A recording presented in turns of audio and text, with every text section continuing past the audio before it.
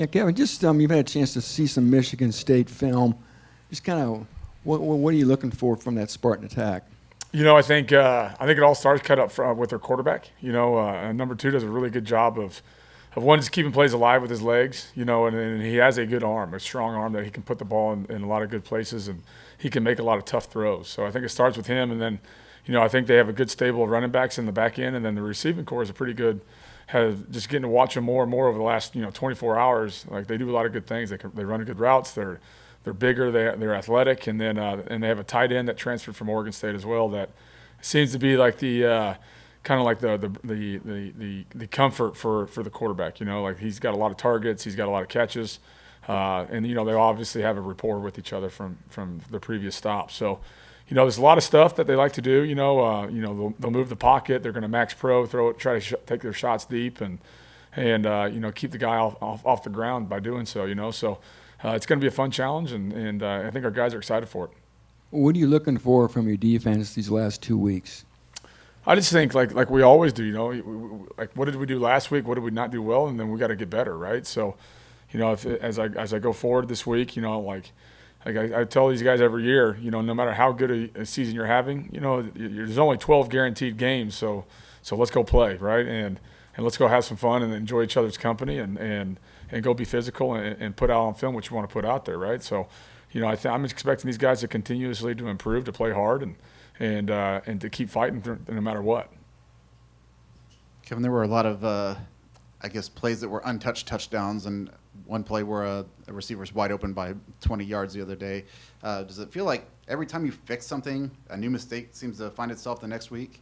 Yeah, it's yeah. You look at that game right there, and in the second half, it's just like, all right, what happened, right? So we have an instance of our wide receivers open. Our one of our deep guys saw somebody open. He jumped the under and didn't know he had a guy behind him. So it's like, all right. Like what do you do? And you just got to keep coaching these kids, man. It's nothing done intentional, obviously, and you feel like, all right, these guys are gonna, one of them was a communication issue you got to fix, and obviously there was a bust in coverage, so like, all right, what was the problem? What was the issue? And like we just got to continue to address it and get it done, so.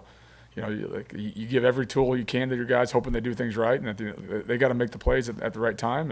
And as coaches, we got to keep preparing them every snap, not just every day, every snap. And on the sideline, keep coaching them every play, and just realize that these are still young men. They're going to have mistakes, and we got to eliminate as many as possible.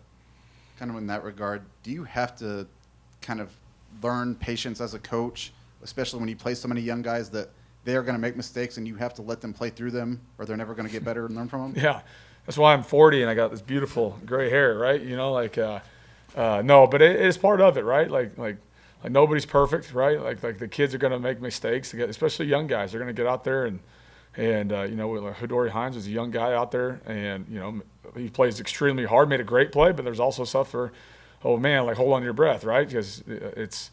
And like, how can we help those guys eliminate mistakes by putting them in the right calls and playing things that they know what they can do, right? And that's where as a play caller, I've got to continue to learn. All right, who's in the game at this point in time, and all right, let's put them in these calls to let them have success, right? Because that's what they got to experience, And that's where, like I look back at Hidori, right? A perfect example. He comes in and makes a great play on a screen play because he had great familiarity with that call, right? And so that's what we got to continue to do is make this thing as complicated for the offense but simple for the defense, where our young guys can go out there and execute and play at a high level.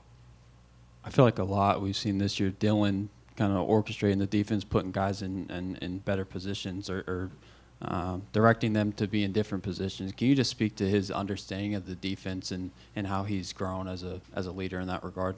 Yeah, I think, like Dylan's an unbelievable. He's an unbelievable talent, and let alone obviously like the person that he is as well, right? So like you look at what he's been able to do. Like Dylan has gotten better every week this year, whether it was correcting his tackling, his angles of tackling, how he defends the deep ball.